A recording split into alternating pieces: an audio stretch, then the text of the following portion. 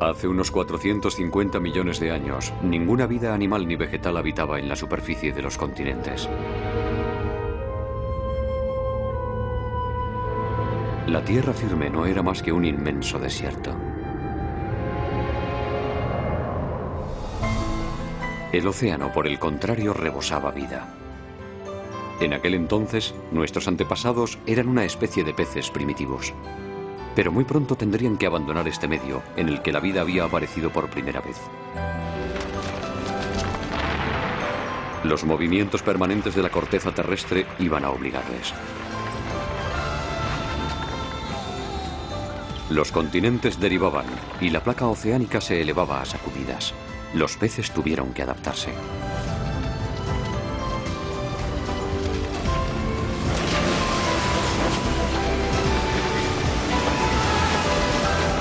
El movimiento de las masas continentales les impulsó a abandonar su hábitat ancestral.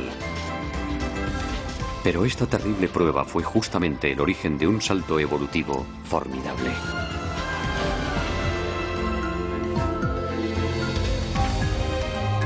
Las plantas habían invadido la Tierra mucho antes que los animales. Ahora les tocaba a ellos descubrir nuevos horizontes.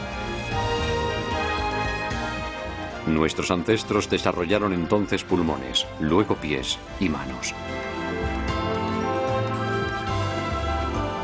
La conquista de la Tierra podía comenzar.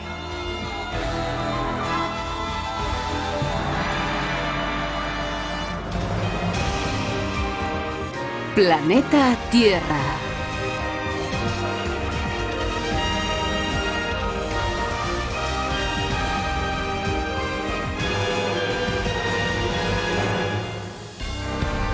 Al asalto de la Tierra.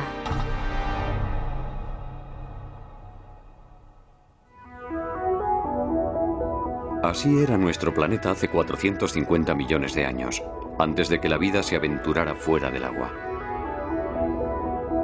En aquel tiempo, en la zona del Ecuador, 3 continentes de reducido tamaño rodeaban a un océano. Y fue precisamente aquí donde se preparó el gran desembarco de la vida hacia tierra firme. Este océano recibe el nombre de Iapetus. Sus aguas luminosas y poco profundas eran un auténtico paraíso para la vida.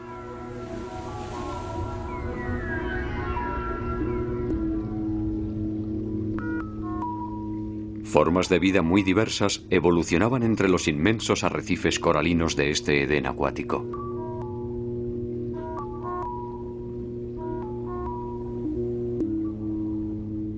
En ese momento de nuestra historia, nuestros ancestros pertenecían a una especie llamada Arandaspis. Son los peces más antiguos conocidos dotados de vértebras. Vivían hace 450 millones de años.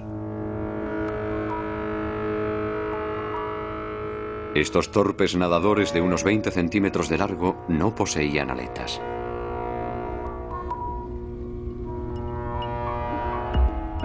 El Arandaspis debía de ser bastante pacífico. Se alimentaba de microbios que absorbía del fondo.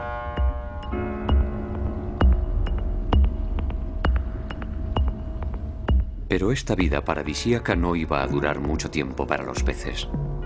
Los problemas se avecinaban ya.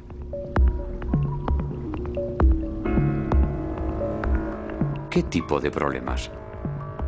Los trilobites, una de las especies más extendidas de este periodo, nos permiten adivinar de qué naturaleza eran. Entonces existía una gran variedad de estos animales. Algunos se arrastraban por el fondo, otros nadaban libremente en el océano. Pero a partir de un determinado momento todos comenzaron a mostrar signos de cambio.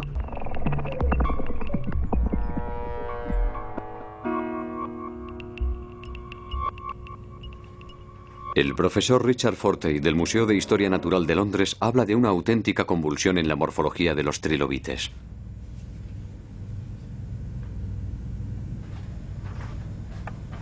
En sus orígenes eran básicamente planos, pero de repente empezaron a desarrollar formas muy diversas.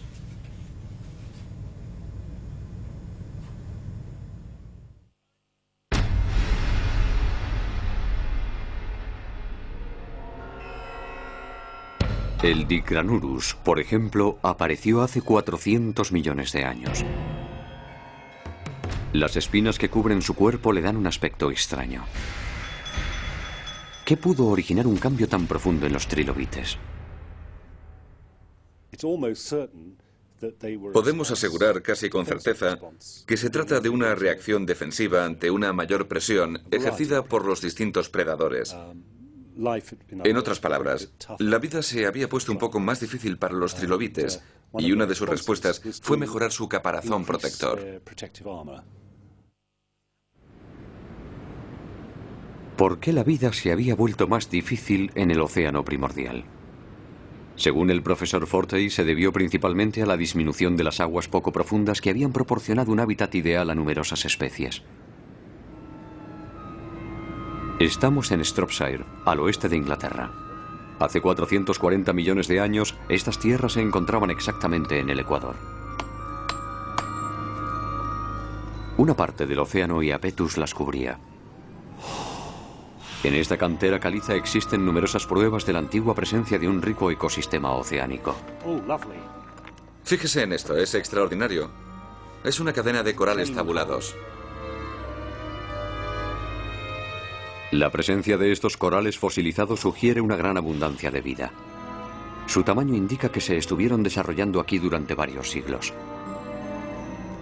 Sin embargo, a partir de un momento concreto, este testigo de la riqueza del medio marino desapareció bruscamente.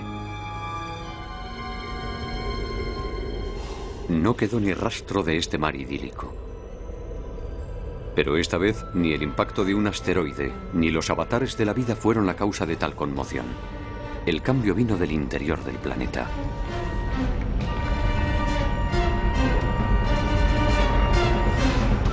En las profundidades de la Tierra la temperatura puede alcanzar varios miles de grados.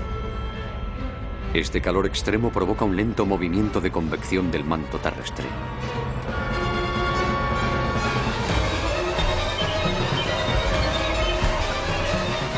Dicho movimiento empuja a las masas continentales a una deriva sin fin sobre la superficie del planeta. Precisamente esa deriva de los continentes fue la que hizo desaparecer el océano Iapetus.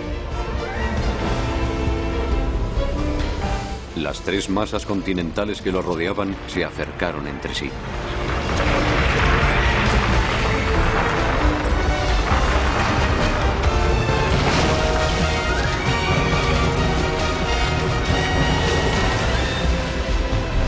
Entonces, tras una serie de cataclismos, la superficie del mar se vio reducida por el avance de los continentes. Como no podían desplazarse, la mayoría de los corales fueron destruidos. Algunos peces lograron escapar, pero ya solo disponían de zonas muy reducidas de macizos coralinos.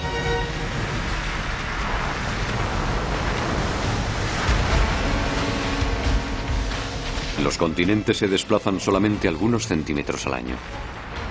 Pero en pocas decenas de millones de años, hicieron desaparecer el océano al que rodeaban. El fondo marino, antes tapizado de corales, fue brutalmente levantado e integrado en las tierras emergidas. Hace 400 millones de años, el océano Iapetus había dejado de existir.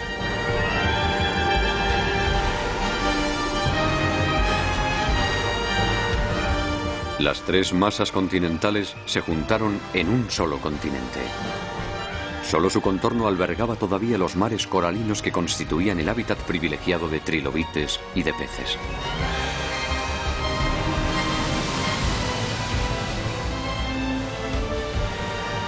Una disminución del espacio vital implica necesariamente una mayor competitividad. La ley de la jungla reinó a partir de entonces en los mares coralinos periféricos. Para el profesor Fortey, eso es lo que explica la transformación de los trilobites. En el Museo de Historia Natural de París se pueden ver fósiles de las especies que dominaban aquel universo de aguas poco profundas.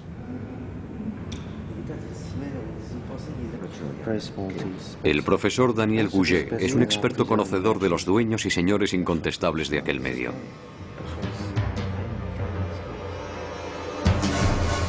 Estos son placodermos, peces dotados de una poderosa mandíbula.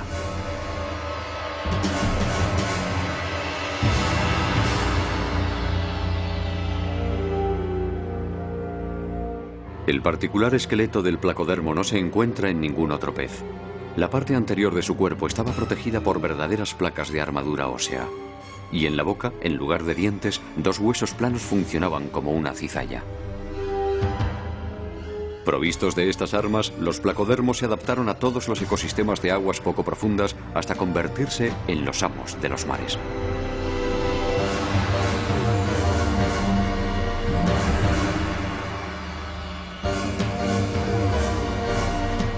El Dunkleosteus es uno de los placodermos que alcanzaron tamaños extraordinarios. Algunos especímenes llegaban a medir hasta 6 metros de largo. Frente a tales monstruos, nuestros antepasados estaban totalmente desarmados.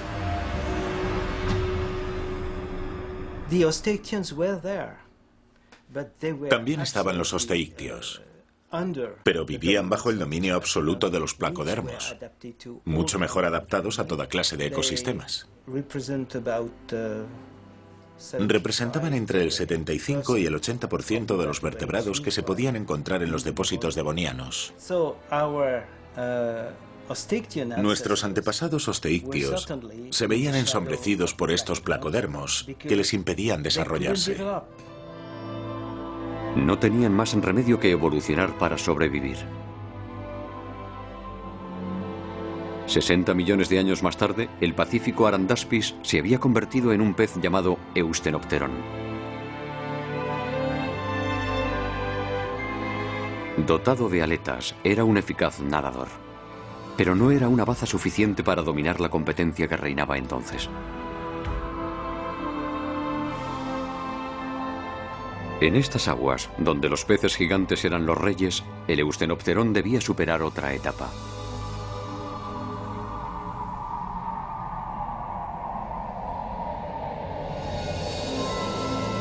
Una etapa tan importante que iba a permitirle abandonar el océano, donde la competencia era tan feroz. Pero ¿hacia qué horizonte se encaminó el Eustenopteron?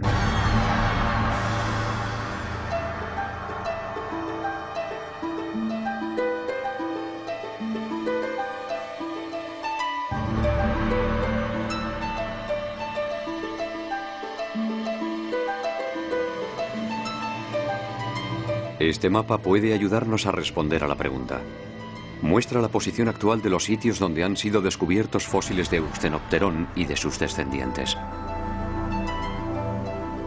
Si retrocedemos en el tiempo para ver dónde se encontraban estos lugares hace 400 millones de años, se puede constatar que formaban parte de una misma masa continental. Todos proceden de una zona situada en el corazón de este vasto continente, nacido de la colisión de 3 placas terrestres más pequeñas. Sin embargo, justo después de esta gigantesca colisión, el continente resultante solo era un inmenso desierto. Es difícil imaginar dónde pudieron instalarse los peces.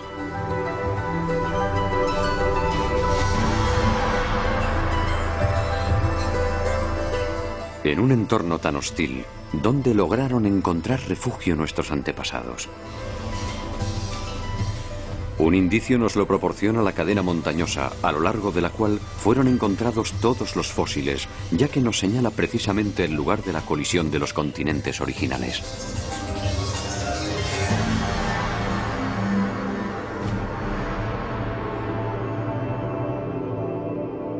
Estamos en Sognefjord, Noruega. Es el más septentrional de todos los lugares que atestiguan la colisión de los dos macizos continentales llamados Báltica y Laurentia. Los espectaculares paisajes de este fiordo están, en parte, formados por estratos muy antiguos que revelan la violencia extraordinaria del choque continental.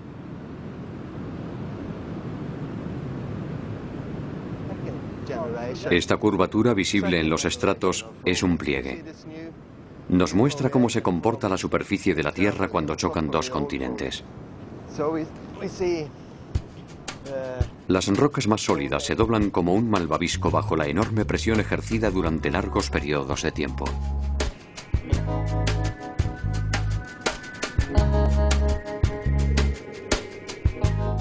Los plegamientos de los estratos pueden observarse en varios lugares del mundo donde los continentes chocaron entre sí.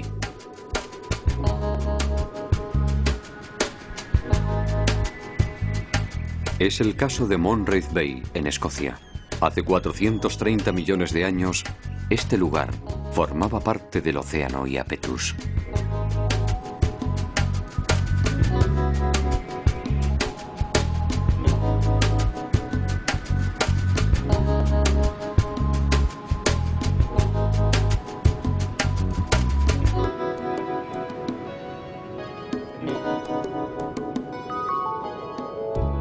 La parte meridional de la zona de colisión se encuentra hoy en el este de Estados Unidos. Estamos en Monadnock Mountain, en New Hampshire, uno de los picos más escalados del hemisferio norte.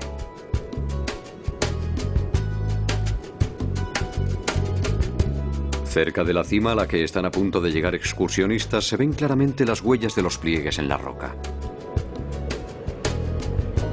El estrato plegado se extiende a lo largo de varios miles de kilómetros, desde Noruega hasta Estados Unidos.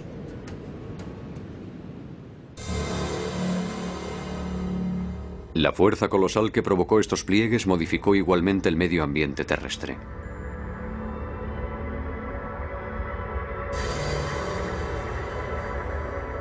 Hace 400 millones de años, después de la desaparición del océano Iapetus, la deriva de los continentes continuó.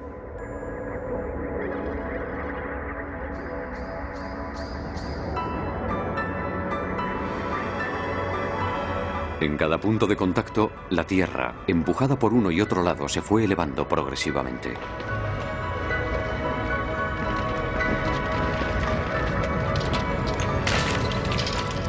Durante 40 millones de años, la presión continuó, dando lugar a una inmensa cadena montañosa llamada Cadena Caledoniana.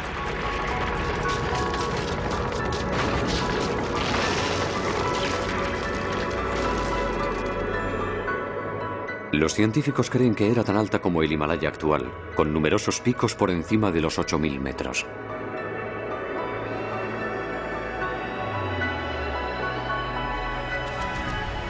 Fósiles de Eusthenopterón y de otras especies animales fueron hallados amontonados a los pies de la cadena caledoniana.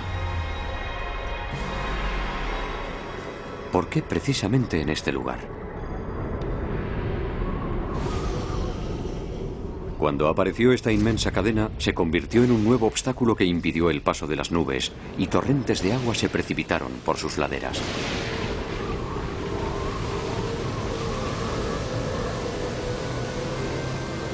El agua, al horadar la ladera, formó ríos.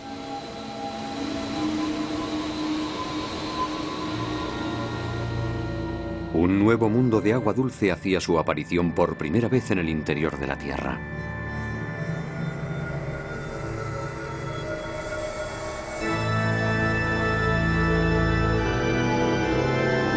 Para los peces, que luchaban por su supervivencia en las aguas poco profundas que bordeaban el continente, estos grandes cursos de agua dulce que desembocaban en el mar eran un refugio inesperado. Pero estos ríos no constituían un hábitat totalmente protegido. En aquel tiempo, el musgo y los pequeños helechos apenas empezaban a implantarse en la tierra. Las orillas de los ríos seguían siendo en su mayoría desérticas. Bajo los rayos del sol, la tierra se secaba y se cuarteaba. Cuando llovía, los ríos se desbordaban y se transformaban en torrentes de lodo. Estas primeras aguas dulces constituían un medio muy inestable, así que para los peces instalarse no resultaba tarea fácil.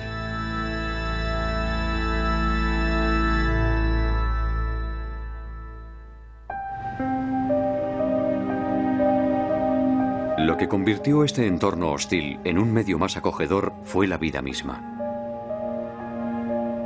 En Estados Unidos, en Pensilvania, un estrato geológico rojo sigue a lo largo de esta carretera.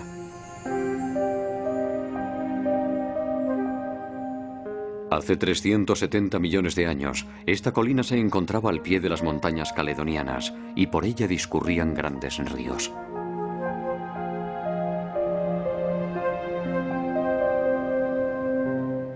En estas capas se han encontrado fósiles, pertenecen a una especie que contribuyó a la migración de los peces hacia el agua dulce.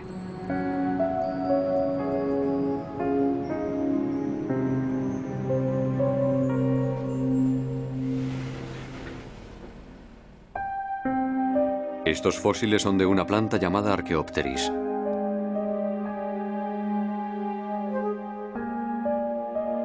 Se trata del árbol más antiguo descubierto en la Tierra hasta la fecha. Apareció hace 370 millones de años.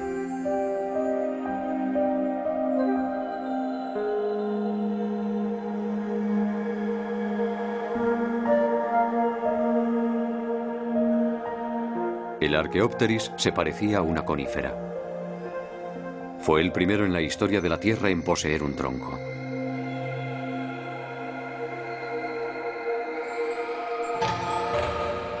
Sus raíces se desarrollaban en profundidad sobre un largo perímetro y lo anclaban sólidamente a la tierra. Su tronco se ensanchaba cada año y se cree que podía alcanzar hasta 20 metros de altura.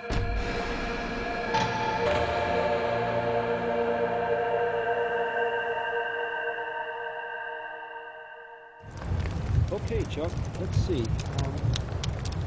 Yeah, there's one there. You want that one? Yeah.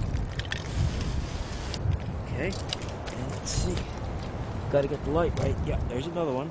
El profesor Stephen Seckler del Instituto Politécnico de Virginia estudia el impacto que supuso la aparición del Archaeopteris en su entorno.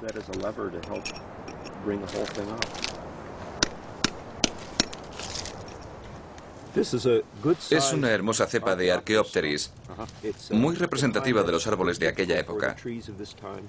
Debe de tener unos 25 centímetros de diámetro.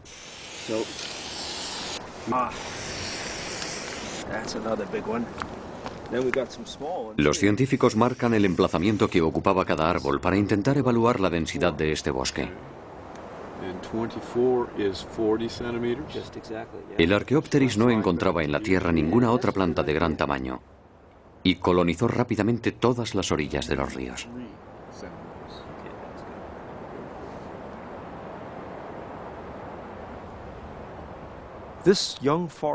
El bosque joven que tenemos aquí detrás presenta grandes similitudes con los primeros bosques de Archaeopteris. Estos árboles de tronco blanco, actualmente pelados, tienen poco más o menos el mismo tamaño que los primeros Archaeopteris. Su aparición supuso un cambio del ecosistema en su globalidad. Lo que antes era un entorno al descubierto, muy poco productivo, se transformó en un medio cubierto de una densa capa arbórea con una tasa de productividad mucho más elevada.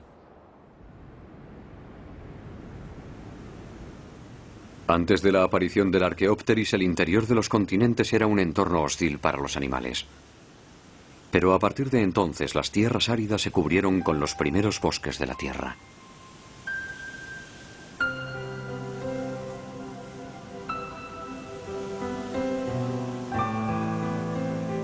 El suelo, hasta entonces resecado por los rayos del sol, se beneficiaba ahora de la sombra de los árboles. En los bosques se formaban lagos y pantanos, creando en el interior de los continentes cada vez más zonas habitables para la fauna acuática. Ese momento preciso fue el elegido por nuestro antepasado, el Eustenopterón, para salir del océano e instalarse en este nuevo mundo de agua dulce. Pero el Archaeopteris debía jugar otro papel primordial. La caída de sus hojas iba a proporcionar una valiosa fuente de nutrientes para los peces.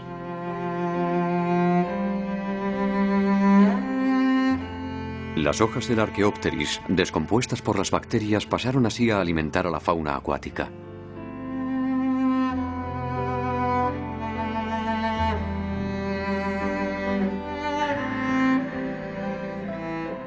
En este medio ambiente de agua dulce, los peces comenzaron a evolucionar hacia nuevas formas de vida. La aparición de los bosques había creado un mundo totalmente virgen que acogía a los animales más débiles, expulsados de los océanos. Para nuestros antepasados que se refugiaron aquí, el bosque de Archaeopteris fue realmente una dulce protección.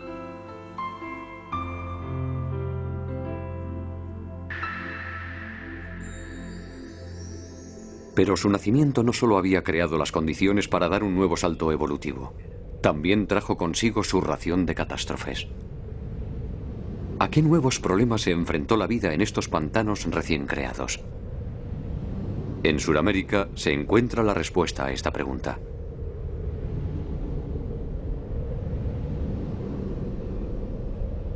Estamos en la cordillera de los Andes. Esta cadena montañosa es también el resultado de un choque continental ocurrido hace 400 millones de años.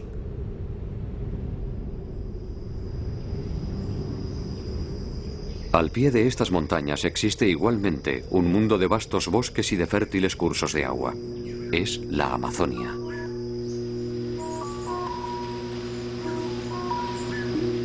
La Amazonia está cubierta de bosques primarios muy densos. Aquí se encuentran las especies acuáticas más exóticas.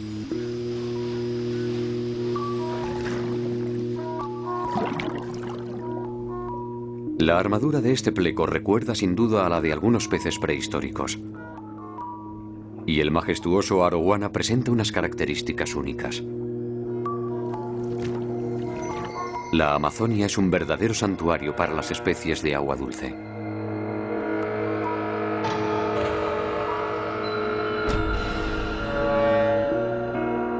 También aquí, las hojas y las ramas sumergidas constituyen valiosos recursos nutritivos para los peces.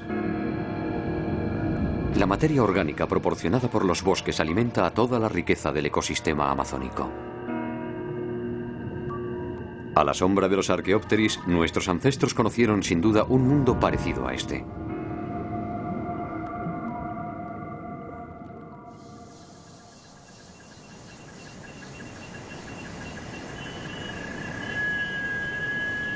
Pero en la Amazonia, el mes de junio señala el principio de la estación más difícil para los peces. La estación seca se acerca y las lluvias son muy escasas. A lo largo de esta estación, el nivel del Amazonas desciende 18 metros. Cuando las aguas se retiran, solo dejan tras de sí algunos charcos dispersos. Y la estación seca dura 4 meses.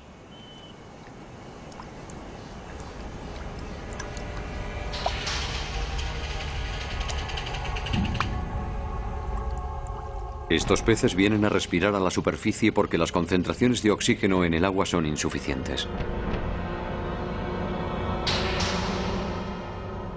Cuando hay menos agua y las temperaturas son más elevadas, la cantidad de oxígeno disuelta en el agua disminuye.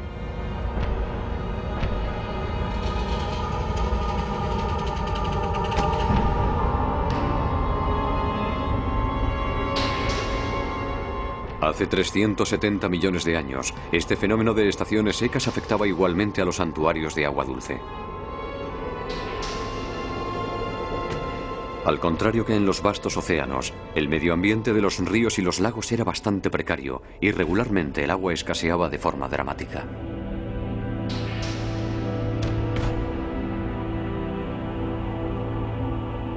En las estaciones secas, los Archaeopteris que antes habían prodigado todos sus beneficios se convirtieron también en una fuente de problemas. Para descomponer las hojas caídas en el agua, las bacterias consumían una gran cantidad de oxígeno.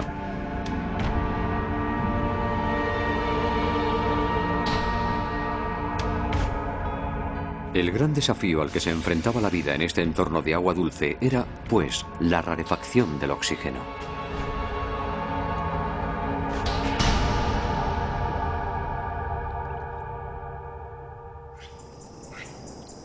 ¿Cómo pudieron nuestros ancestros superar este problema?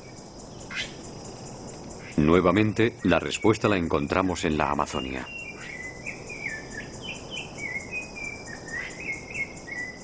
Aquí vive una especie capaz de acostumbrarse a las estaciones secas más terribles.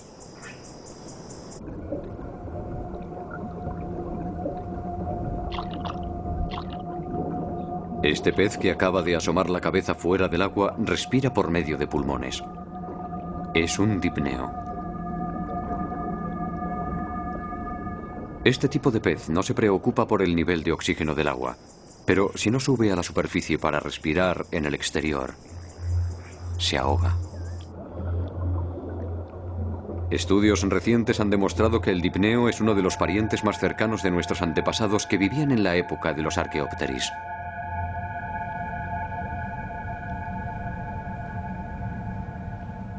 El profesor Per Alberg es un especialista del Eustenopteron.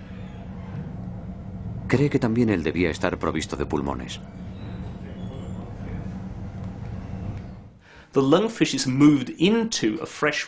Los dipneos vivieron en los pantanos de agua dulce al mismo tiempo que los primeros tetrápodos. Se han hallado fósiles de ambas especies en los mismos estratos. De modo que, cuando observamos a los dipneos actuales y su sistema respiratorio, estamos viendo a un animal muy cercano a los primeros tetrápodos. Los pulmones aparecieron para permitir a estos animales respirar incluso en aguas tropicales pobres en oxígeno. Los científicos han tratado de reconstruir las etapas de la aparición de los pulmones en los peces prehistóricos. En un primer momento, la parte superior del esófago se infló, transformándose en un esbozo de pulmón. Y cuando se produjo la migración de los peces del océano hacia el agua dulce, estos apéndices se desarrollaron especialmente. El interior de estos nuevos órganos estaba relleno de vasos sanguíneos para permitirles absorber más oxígeno. De modo que fue precisamente la exposición a los violentos cambios del hábitat de agua dulce y la variación en la concentración en oxígeno lo que obligó a los peces a desarrollar órganos respiratorios como los pulmones.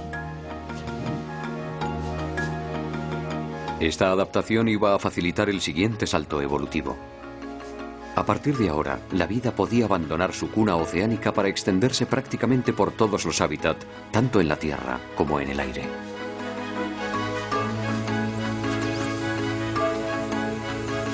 Pero las consecuencias de este acontecimiento se observan todavía en los animales que siguieron siendo acuáticos.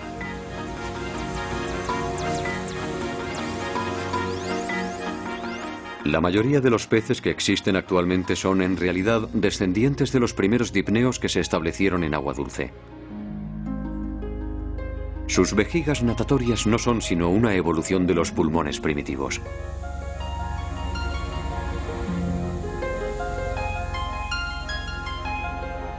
Casi todos los peces que permanecieron en el océano estaban destinados a desaparecer. El vacío dejado por esta desaparición fue enseguida ocupado por aquellos que habían escapado hacia el agua dulce y habían adquirido pulmones. Regresaron al océano, donde los problemas de rarefacción de oxígeno no existían. Sus pulmones cambiaron de función para convertirse en vejigas natatorias. Esta nueva ventaja les permitió un desplazamiento más rápido sin desgaste suplementario de energía.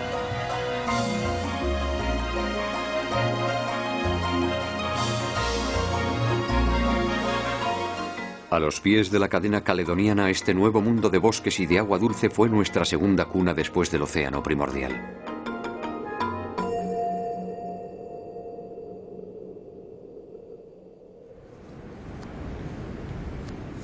Nuestros ancestros estaban ahora equipados de pulmones y se habían adaptado a este nuevo medio. Para acceder a tierra firme solo les quedaba desarrollar miembros. La profesora Jennifer Clark, de la Universidad de Cambridge, descubrió un fósil que nos ha permitido entender mejor cómo aparecieron nuestras manos.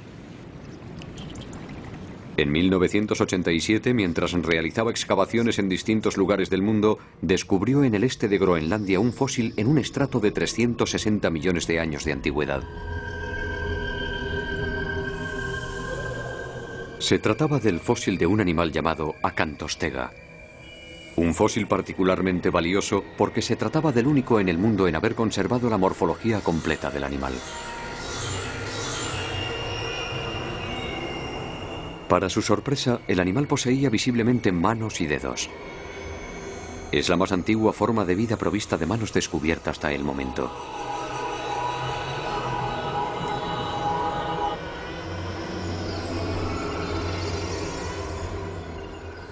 La profesora Clark realizó dibujos detallados de la Acantostega.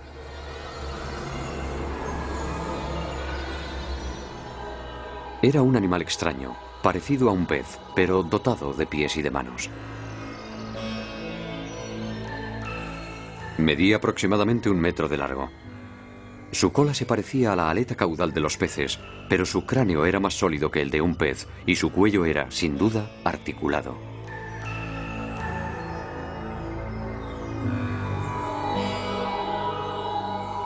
El acantostega era una evolución del Eustenopterón. Sus aletas pectorales se transformaron en patas anteriores y las aletas ventrales en patas posteriores.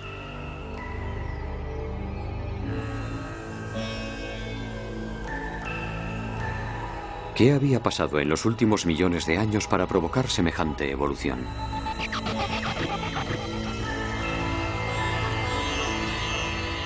Los dedos de la acantostega planteaban, además, otro problema. Cada miembro anterior constaba de 8 dedos. Sin embargo, desde hacía mucho tiempo se pensaba que desde los primeros estadios de la evolución, las manos solo constaban de 5 dedos.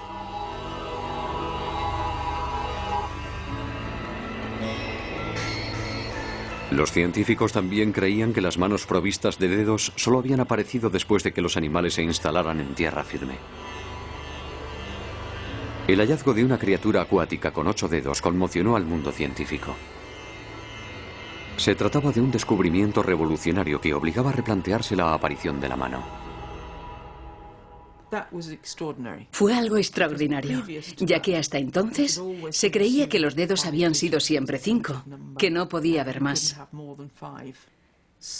Como es lógico, aquello hizo a todo el mundo recapacitar sobre el origen de los miembros. Cambió radicalmente la forma de plantearse su aparición y su desarrollo. Al principio, la doctora Clack pensó que las manos y los pies habían aparecido para facilitar el desplazamiento terrestre. Pero el análisis del esqueleto descartó esa posibilidad.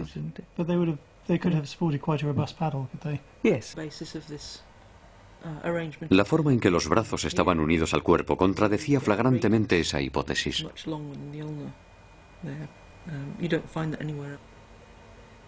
Los brazos de la acantostega salen del cuerpo en horizontal. Al estar sujetos a una mayor gravedad en tierra, esta posición no permitía al animal soportar su peso.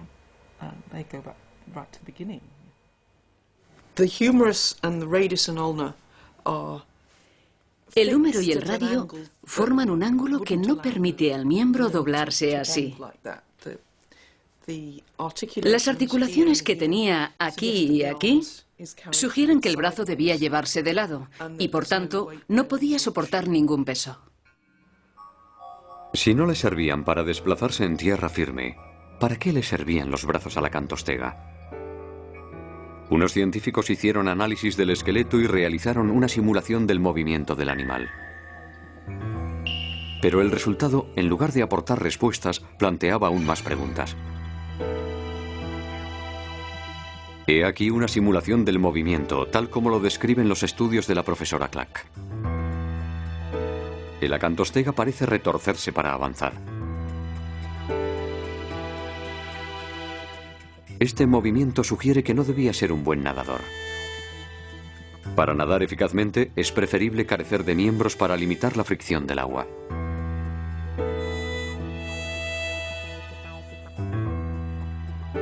Entonces, ¿por qué el acantostega desarrolló pies y manos? Un enigma muy complicado de resolver.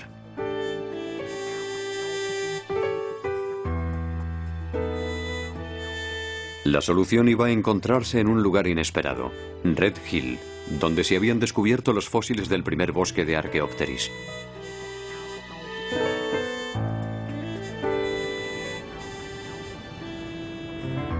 En esta zona se han encontrado muchos fósiles de peces. Estos peces fueron los primeros en dar el gran salto evolutivo que les dotó de pulmones.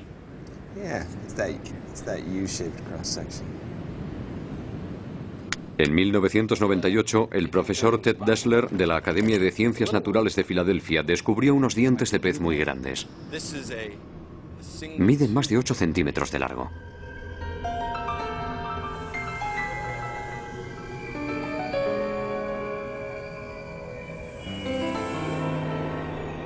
El animal al que pertenecían fue reconstruido a partir de otros elementos fosilizados hallados cerca de los dientes.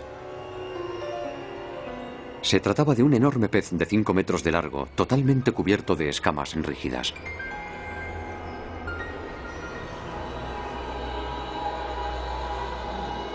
Su nombre, Ineria, el más impresionante de todos los dipneos carnívoros de ese periodo.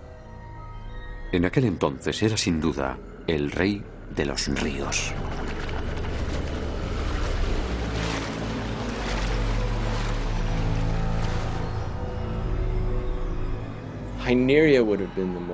El Ineria era indudablemente el más feroz de los peces que vivían en el ecosistema de Red Hill. La forma del cuerpo demuestra claramente que era un animal capaz de nadar velozmente, de lanzarse muy rápido, perseguir a su presa y de sujetarla entre sus enormes dientes. Los primeros animales dotados de miembros no parecían estar equipados para escapar a tanta velocidad y voracidad. Nuestros ancestros no debían ser enemigo frente al Ineria.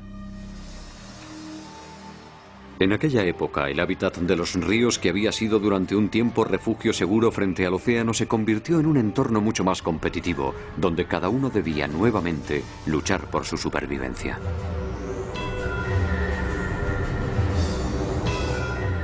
Lejos de los 5 metros del Ineria, el acantostega parecía muy vulnerable. Una vez localizado, no tenía ninguna oportunidad de escapar a una muerte segura.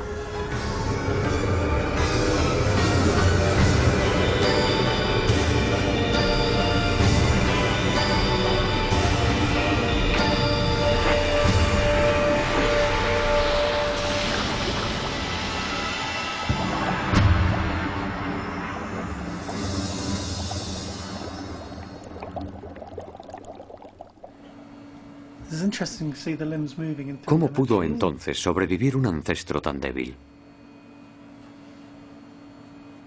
De nuevo se planteaba la cuestión de las manos. ¿No serían acaso la clave de una nueva estrategia? La profesora Clack formuló entonces una hipótesis revolucionaria sobre el uso de estos nuevos miembros.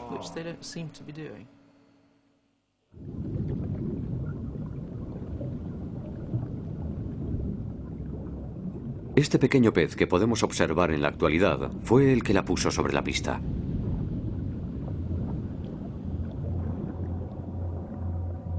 Es un Brachionictis, un teleósteo. Vive en los fondos marinos, mide unos 10 centímetros y domina el movimiento de sus aletas tan bien como si se tratase de pies o de manos. Las utiliza para desplazarse lentamente por el fondo o para agarrarse a las rocas y acechar a sus presas.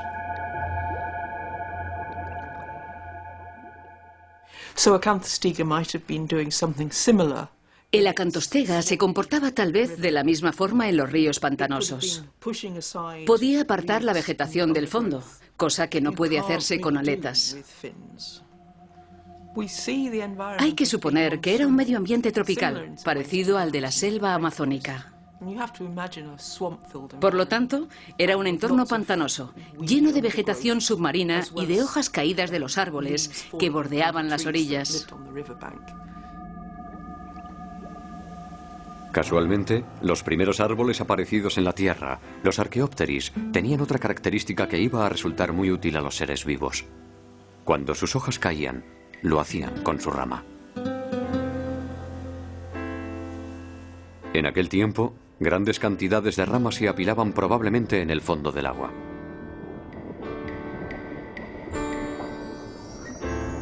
En opinión de la profesora Clack, quizás en estas aguas profundas, entre la maraña de ramas, es donde el acantostega decidió establecerse.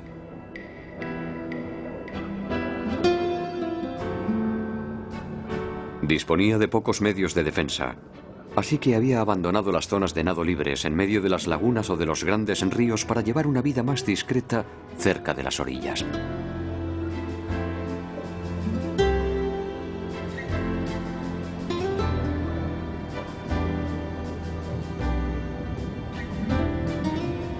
Y para esconderse entre las ramas caídas, sus manos eran, con certeza, muy prácticas. Le permitían abrirse paso entre la maraña de ramas, donde se alimentaba de pequeños peces.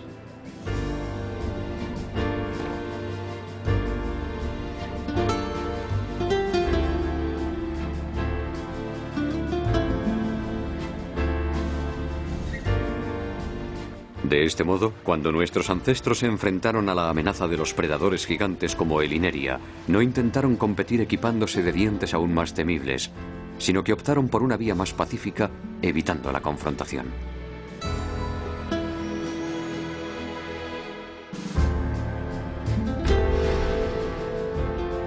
Esta opción iba a permitirles dar un increíble salto hacia adelante en la evolución.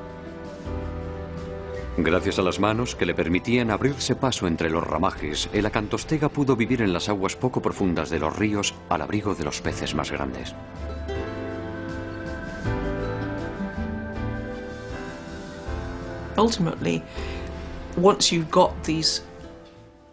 Una vez adquiridas estas aptitudes intermedias, que ni están completamente adaptadas al elemento acuático ni a la vida en tierra firme, podemos imaginar que con el paso del tiempo se fue desarrollando progresivamente una verdadera adaptación a la vida terrestre. El acantostega era en realidad una especie débil que se encontró en un medio muy hostil. Permaneciendo en el agua, ciertamente no hubiese tenido descendencia.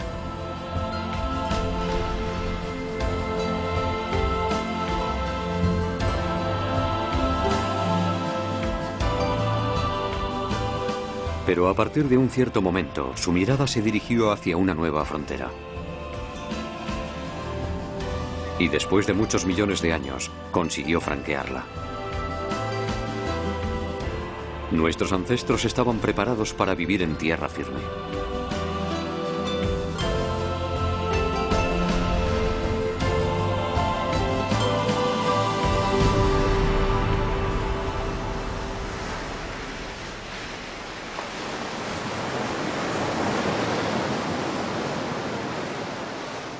La isla de Valencia está situada en la costa oeste de Irlanda, pero antaño era uno de los pantanos que se extendían al pie de las montañas caledonianas.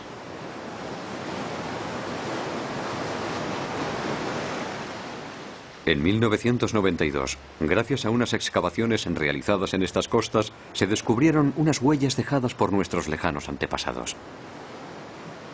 260 en total. Evocan claramente el paso de un animal que se apoyaba alternativamente sobre el pie derecho y luego sobre el izquierdo.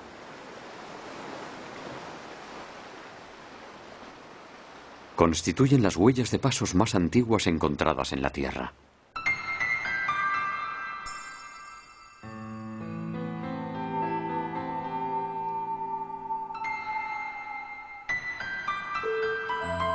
Se cree que el primer animal que recorrió esta tierra apareció hace 360 millones de años.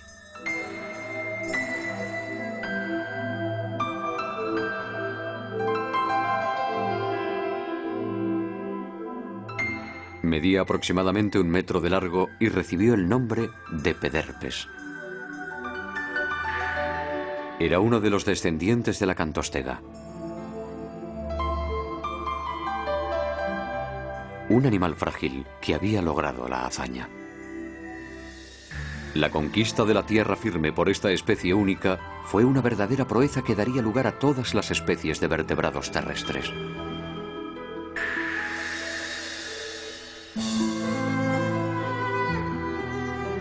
Gracias a la deriva de la tierra firme, la vida se vio impulsada a explorar su superficie. Y sobre esa tierra en movimiento fue donde se desarrolló el proceso evolutivo que condujo hasta nosotros. En tierra firme, la evolución conoció una aceleración espectacular. La superficie de los continentes contenía entornos mucho más variados que el fondo de los océanos. El horizonte evolutivo se amplió y apareció una gran abundancia de especies.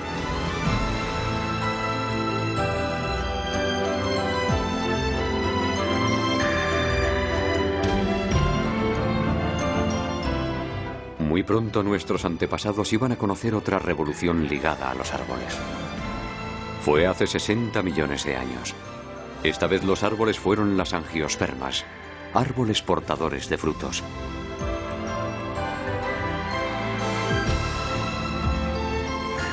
Hasta entonces, los mamíferos solo podían subir a los árboles sirviéndose de sus garras. Pero para llegar hasta los frutos de las angiospermas tuvieron que adquirir una nueva habilidad de la mano, la facultad de asir.